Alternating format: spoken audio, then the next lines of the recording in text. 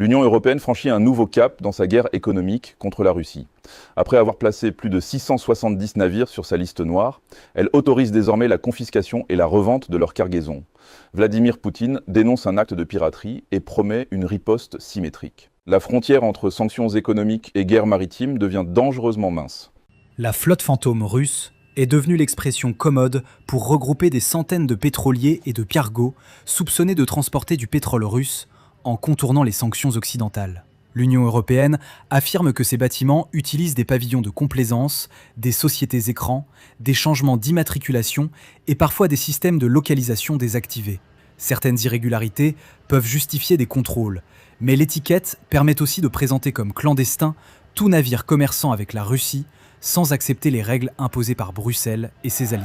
Le 23 juillet, le Conseil de l'Union européenne a adopté son 21e paquet de sanctions. 41 navires supplémentaires ont été inscrits sur la liste européenne, qui en compte désormais plus de 670. Surtout, les États membres peuvent maintenant confisquer puis revendre le pétrole ou les autres marchandises transportées par les bâtiments qu'ils détiennent. L'Europe ne se contente donc plus d'interdire l'accès à ses ports ou les services maritimes. Elle transforme potentiellement une cargaison étrangère en recette financière pour le pays qui l'a saisie. Les opérations se multiplient déjà.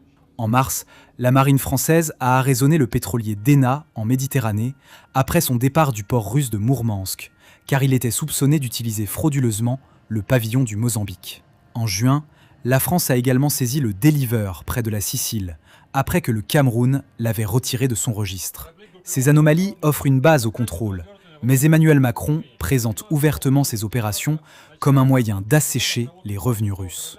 La Suède est allée plus loin, avec le cargo Kafa, arraisonné en mars dans la mer Baltique. Stockholm l'accuse d'avoir navigué sous un faux pavillon et d'avoir transporté du blé provenant de territoires contrôlés par la Russie, que l'Ukraine considère comme volés. Le 4 août, la Cour suprême suédoise a validé la remise du navire à Kiev, en estimant que les faits présumés pourraient relever d'un crime de guerre. La propriété d'un cargo, saisi par un pays européen, va donc être transférée à l'un des belligérants. Même les missions européennes changent progressivement de rôle. Le 2 août, la marine italienne a contrôlé en Méditerranée le Toa Paio, un pétrolier sanctionné par Bruxelles dans le cadre de l'opération Irini. Cette mission avait été créée pour faire respecter l'embargo des Nations Unies sur les armes à destination de la Libye. Elle sert désormais à vérifier les papiers d'un navire lié au commerce russe. Les militaires pouvaient contrôler son pavillon, mais ne disposait pas du pouvoir de le saisir. Moscou dénonce donc une extension abusive du mandat européen.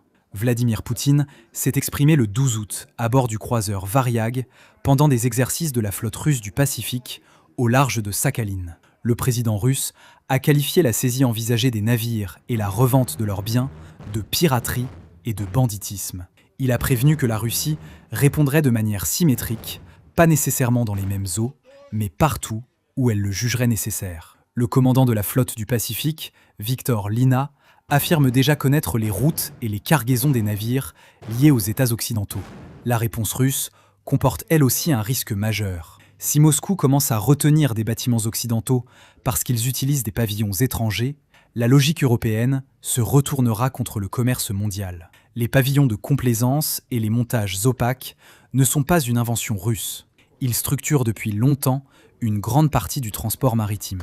En faisant de ces pratiques le prétexte d'une confiscation lorsqu'elles servent Moscou, l'Europe crée une règle que ses adversaires peuvent reprendre à leur compte.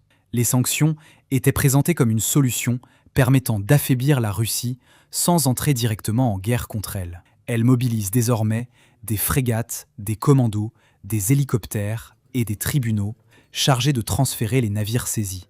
Chaque arraisonnement augmente le risque d'une confrontation entre bâtiments militaires, tandis que les équipages civils se retrouvent prisonniers d'un conflit décidé bien au-dessus d'eux. Bruxelles voulait fermer les routes commerciales de Moscou. Elle pourrait surtout ouvrir une guerre de course où chaque camp saisira les navires de l'autre au nom de sa propre légalité.